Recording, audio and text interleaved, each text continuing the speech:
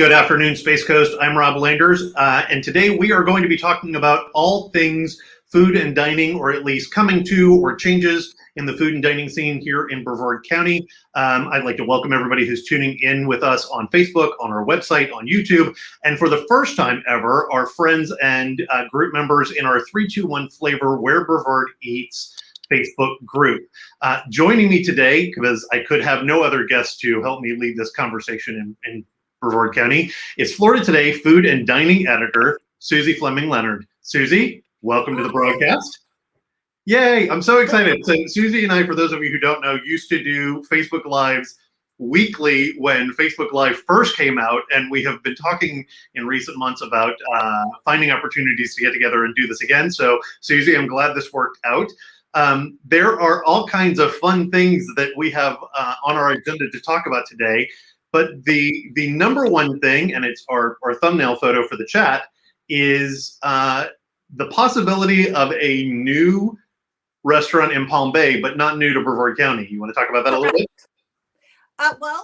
According to our colleague Rick Neal, who covers most of South Brevard, it looks like Frigates is trying to expand their footprint in Brevard County and open a new place down in Palm Bay. Isn't that exciting? That is exciting. Now, I don't want to give a whole lot away on that story because Rick did a lot of reporting on that story and dug really deep, which is why it is a subscriber-only story on our website. But we can give you a little bit of insight into what's coming. Now, this is planned to go somewhere on Turkey Creek, correct? With a marina?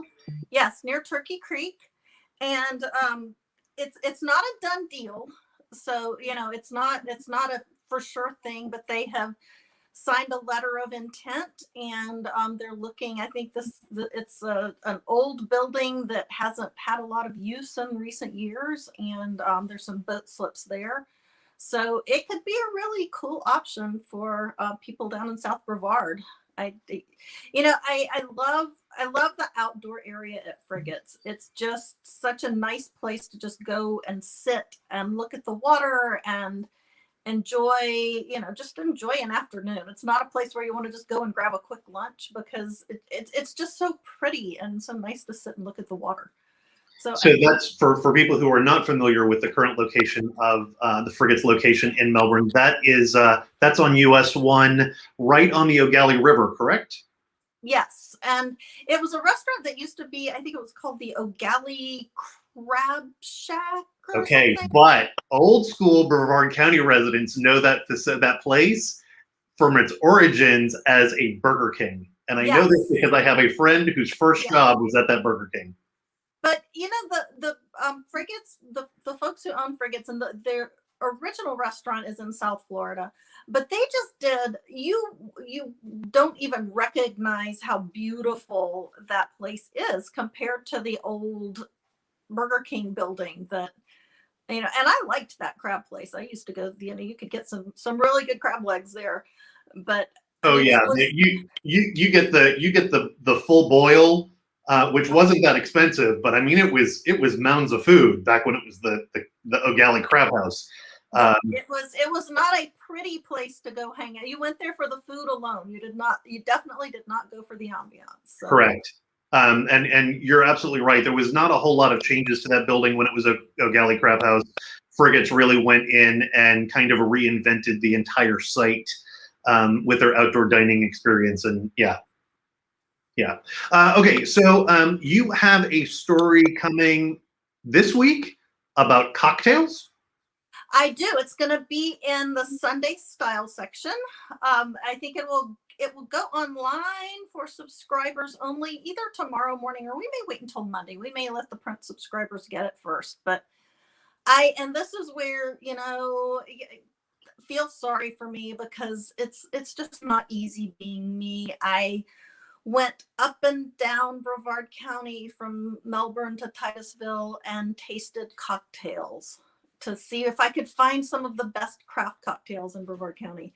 And I'm happy to say that, as difficult as that assignment was, I made it through, and I found 8 amazing cocktails that you just gotta try them. I mean, they're really good. As your colleague, I can promise you, no one feels sorry for you.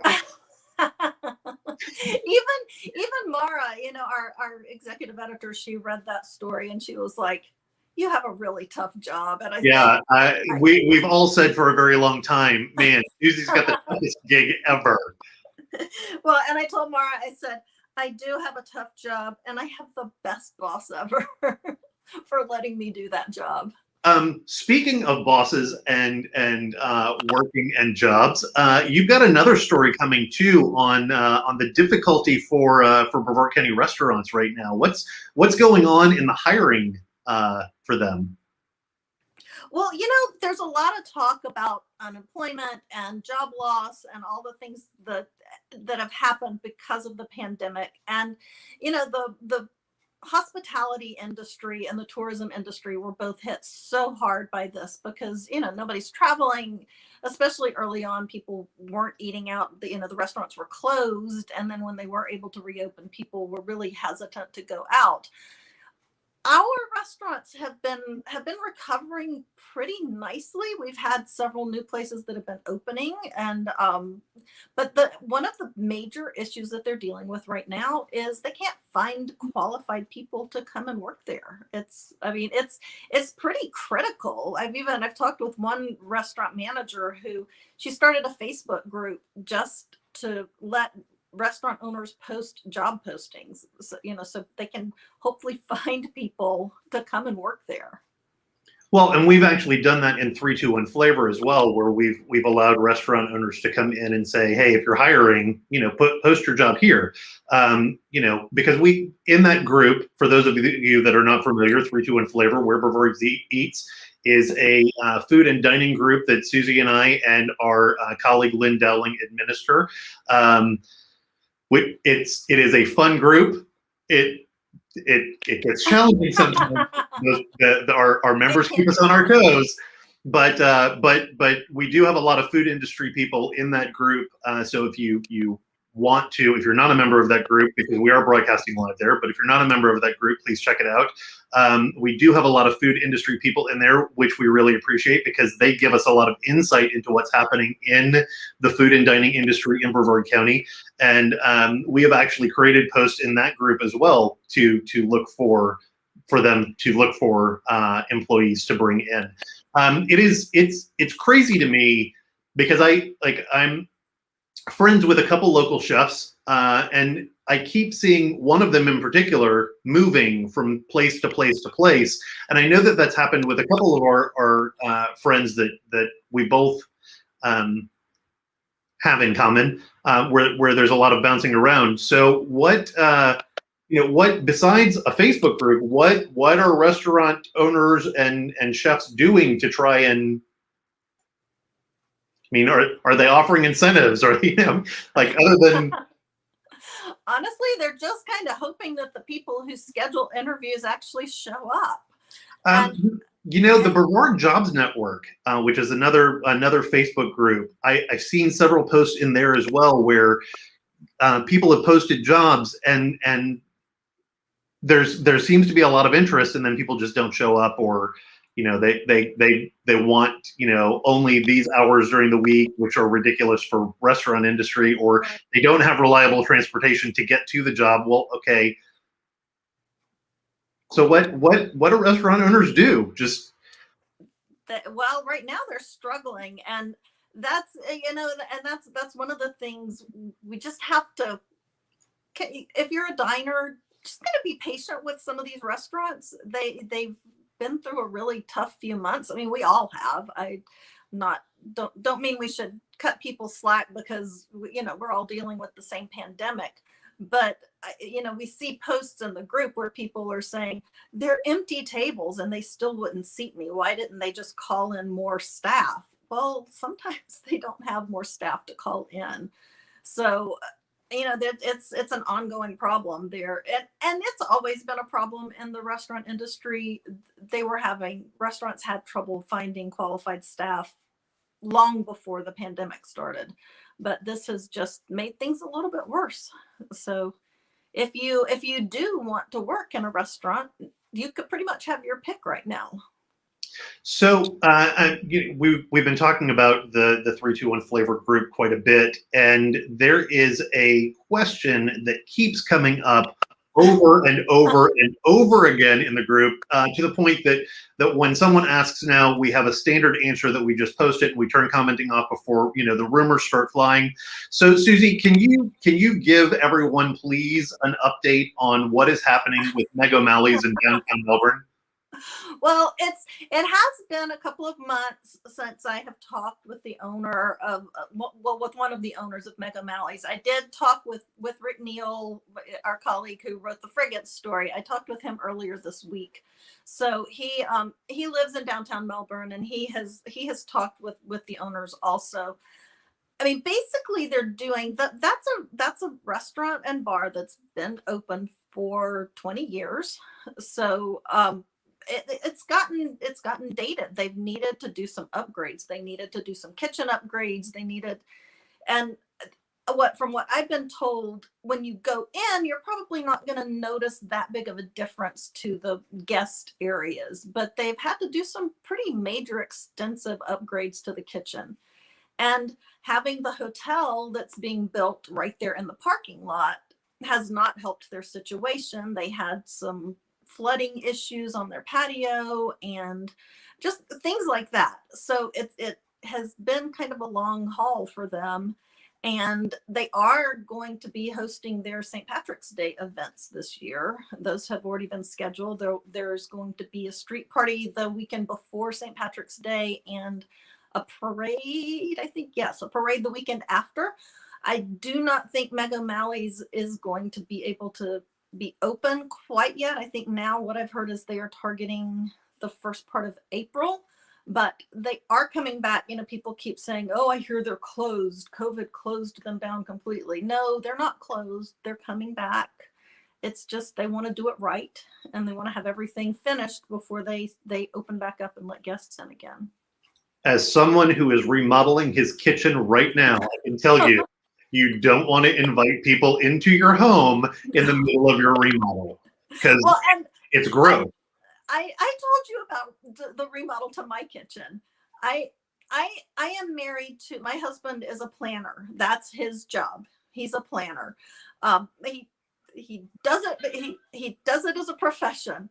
And we were having our kitchen remodeled, and he put a spreadsheet up on the refrigerator. He stuck it up there, and it's like, okay, this is going to happen on this date. This is going to happen on this date. And then he would come home and he would go, the tile was supposed to go in today. Why did that's on the schedule? Why didn't the tile go in? And I'm like, this is not the space shuttle.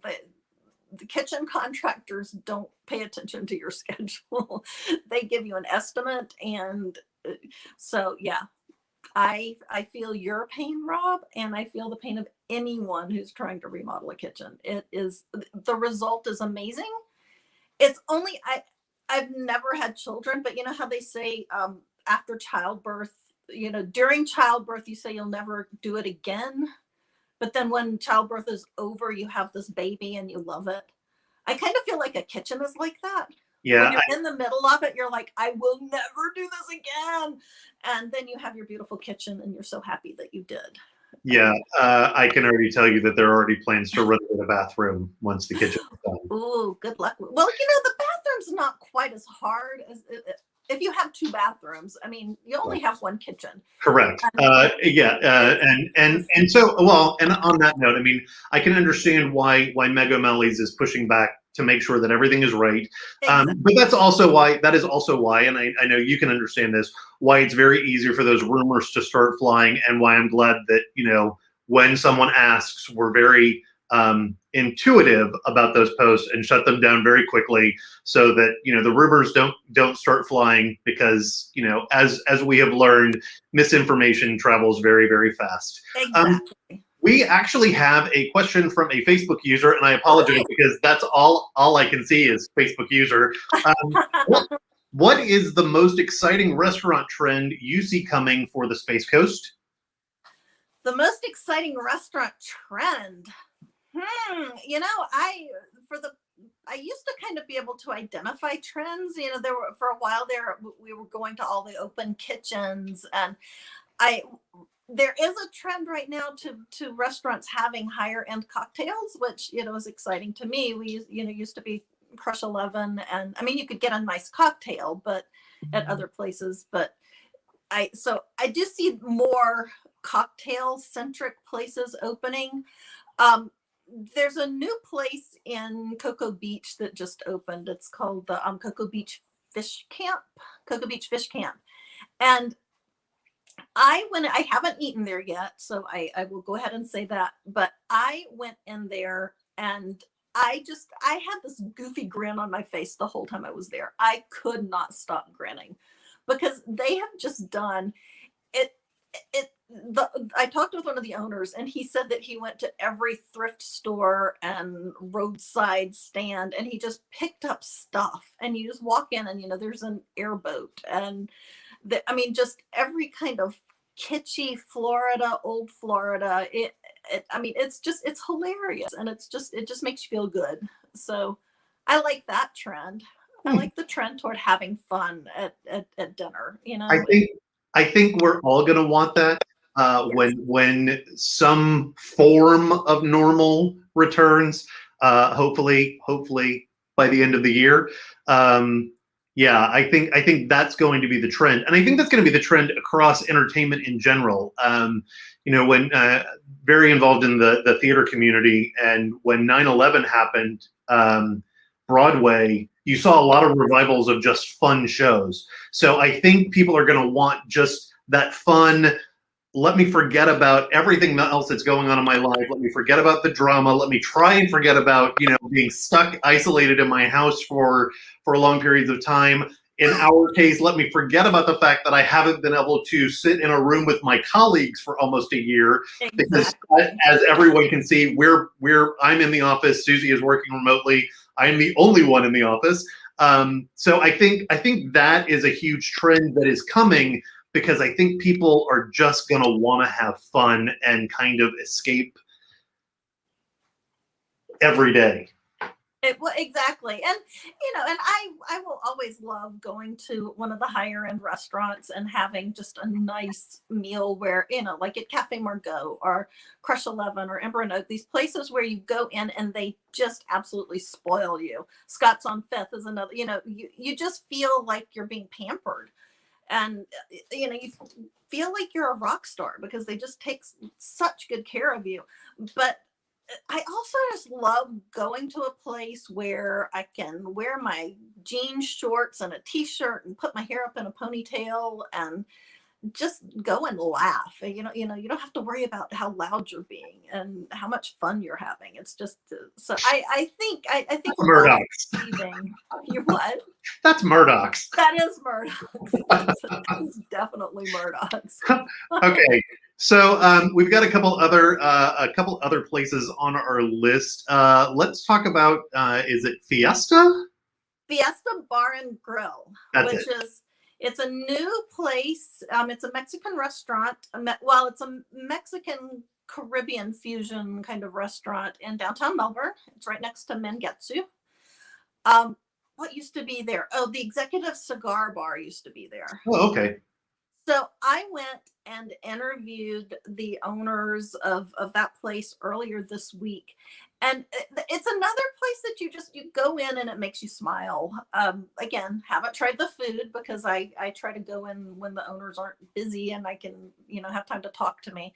But they have like sea themed murals on all the walls. They have they have a bubble wall behind the bar. It's basically a fish tank and you can see the bubbles from the aeration.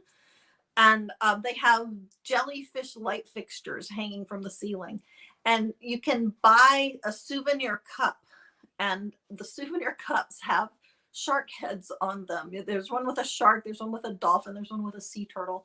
And this is a trend. You ask about trends. This is a trend that I'm excited about. And a lot of established restaurants have started being more eco-friendly. And can you hear my dog? He has decided now is the time to play with one of his. Hi, Earl.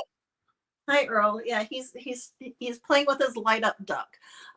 So I apologize for the squeaking. Y'all, we're live, so this is what happens when you work from home. Right.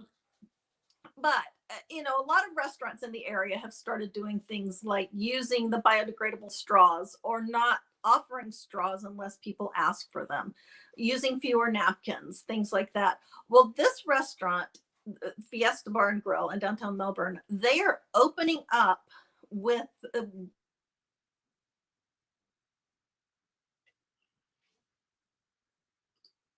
we lost your sound, Suzy. You what? We lost your sound there for a second. Am I back? Yes. Okay, sorry about that. I meant to put my phone on airplane mode and I just forgot. So I apologize for that. But anyway, Fiesta Bar and Grill in downtown Melbourne, they are opening with the plan to give a percentage of their profits to the sea turtle, or to sea turtle preservation. And they are going to let the Sea Turtle Society come in and put donation boxes, and I just think that's kind of a cool idea. They're from the get-go. They are opening a business that they want to use to help protect our environment and keep our county beautiful and healthy. So I think that's neat. That is neat. Okay, so since we're already in downtown Melbourne, this week we had a restaurant review from one of my favorite spots in downtown Melbourne, but because I like a former resident of that building so much, let's talk about Helen Blazes. Helen Blazes, yes, it's been. How long has that been open? You and I both have this. We just feel this ownership. Let me ask you this. I know you do this too, because Rob and I, when Don DeFrisco first bought that building, he let Rob and me come in and tour it, and it was built in the early 1900s. Late 1800s. Yes, so it's over 120 years old. Yes. And it's been like a hardware store and a mortuary and a bank and a television studio. Most recently it was the Christmas cottage. But Don let Rob and me spend a lot of time in that restaurant, kind of watching the evolution and how careful they were in restoring it and turning it into what it is now. Well, and credit to Don DeFrisco. He also allowed me and the Space Coast Paranormal Society to come in, and that's where I got pushed by a ghost. I know, if you don't believe it, it's fine. It happened to me. It didn't happen to you. I got pushed by a ghost from the what is believed to be the Mr. Stewart, the former owner of Stewart's Hardware, which was the original use of the building. Very spooky. It was very spooky. It was creepy. I believe, so we did that before they opened. I believe they opened in April of either 2015 or 2016. And it was when they were simply just a brewery. They didn't offer any food. And Don was very, very welcoming and allowed us to just carte blanche in the entire building. Just go wherever you need to go. Be careful. There's a hole in this area. The floor is not done over here. The vault room where the really comfy leather couches are and all the games. I remember when that was literally, there was no floor in there whatsoever. He really did allow us to go in and really explore and play in his building. But seriously, when you go in there with someone who's never been there before, do you find yourself being the tour guide?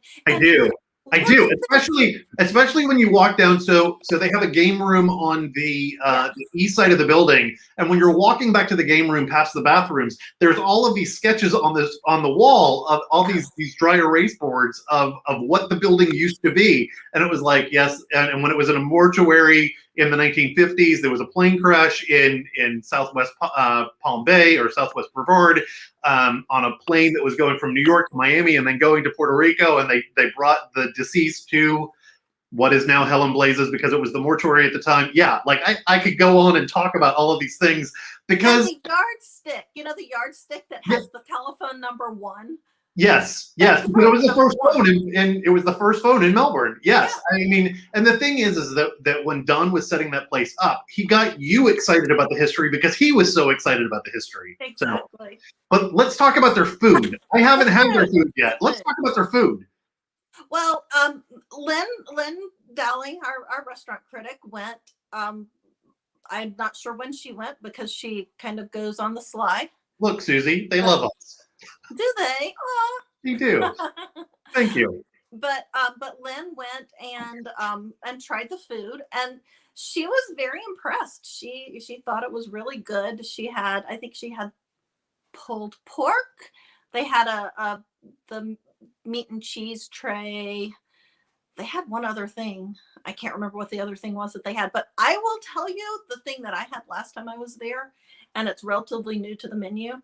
They have a club sandwich that is just, I ate half of it, brought the other half home. Steve had it for lunch the next day after it had been sitting in the refrigerator overnight. And he was like, that's the best club sandwich I've ever had. It's amazing. It's on the barbecue bread. The Texas toast? Yes, and then it has the sugar bacon. Oh. It's just stupid. Yeah. And it Okay, has so first of all, a positive review from Steve, that speaks volumes. Right. Because he doesn't say much, but when he does, he means it. So exactly. yeah. Exactly. Yeah, I think the word that was used to describe Helen Blaze's food in the headline, at least, was comfort food. Yes. Comfort. Yeah. Anyway, okay. Also, sticking in downtown Melbourne, we've had a lot of coverage over the past several years of the Highline apartment complex, the apartment complex that went in right next to the Henninger Center. It was controversial at the time because they tore down the old Melbourne High School to go on that site. And now we're hearing that not only is the restaurant going, or the apartment complex opening there, but down on the ground floor, they're opening some retail spaces, and there is a restaurant that is already planning to go in. Suzy, correct me if I'm wrong, that is Miami Pizza? It's Mr. 01 Extraordinary Pizza. Okay. It's out of Miami. Okay, that's a Miami company is coming in. Okay. Do you call it Mr. 01? Mr. I don't know. That's the name. I don't know. Do we have any idea of when that might be opening? Any kind of timeline? Any schedule? They're targeting September. Okay. So that should be coming sometime around September. Okay, so if you're at one end of downtown Melbourne and you're looking for some pizza after all night drinking, you can go to Off the Tracks. If you're at the other end of downtown Melbourne and you're looking for some pizza after all night drinking, you can go to Mr. 01 Extraordinary Pizza after September. Because I can tell you from my trips to both Key West and New Orleans, the best thing in the world, and even Tampa, Ybor City, after a night of drinking out, having fun all night, the best thing in the world is late night pizza. Well, and I don't know if this Miami place, I don't know if they're going to be open late night. They look a little high end. Oh. Yeah, they have some. We had a picture of a pizza that has tomato sauce, burrata. I mean, can I tell you how much I love burrata? I love burrata. What is burrata for those of us who are not in the know? Give me a moment to. Okay, burrata. It's taking her breath away, folks. It's mozzarella cheese, but it's formed into a ball, and in the middle of that ball is heavy cream, like cheesy heavy cream, and so when you cut into it, it just kind of oozes. Ooze is not a word that I associate with delicious things, but yeah. Yes. If you hold up though. If you cut into a lava cake, we all know that the chocolate oozes out of the cake. And ooze is not a bad word. Okay, all right. But anyway, so yes, so it just kind of saturates. If you have it on a salad, it just kind of coats the lettuce with this creamy, cheesy goodness. And That creamy, cheesy goodness is always a good thing in my book. it is. It is. Okay, Suzy. So we're at just over 30 minutes. Is there anything else on the food and dining scene that you want to talk about before we go? I don't know. I think, I shouldn't talk about it all now. So you'll invite me back to talk again. Well, absolutely. I hope we get to do at least something like this on a monthly basis here on out. Next week, I'm hoping to sit down with our growth and development reporter, Dave Berman, to talk about other growth and development in Brevard County, not just food. And I think we're going to try and start doing a little bit more of these live broadcasts, maybe not in 3-2-1 flavor, but more live broadcasts out on our Facebook page moving forward. So, Suzy, thank you very, very much. I'm very grateful that you were able to join me here today, and I look forward to talking to you about all things food and more of your coverage coming on FloridaToday.com in the near future. Well, thanks, Rob. And, before I leave, you want to hear one non-food related, non-Brevard related thing that some people might be really excited about? Go for it. I got a story today from Michelle Spitzer, who is she used to be a full-time writer at Florida Today. Now she does some freelance travel writing for us.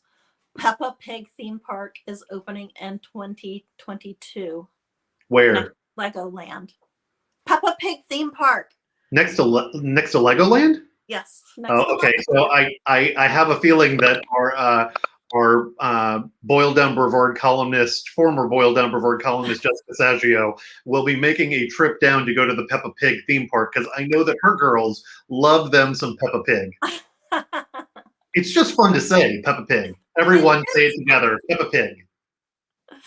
All right. Well, Rob, thank you again for letting me join you, and it's good to see your face. Always good. And to all of you, thank you for joining us as well. We will see you again soon. See ya.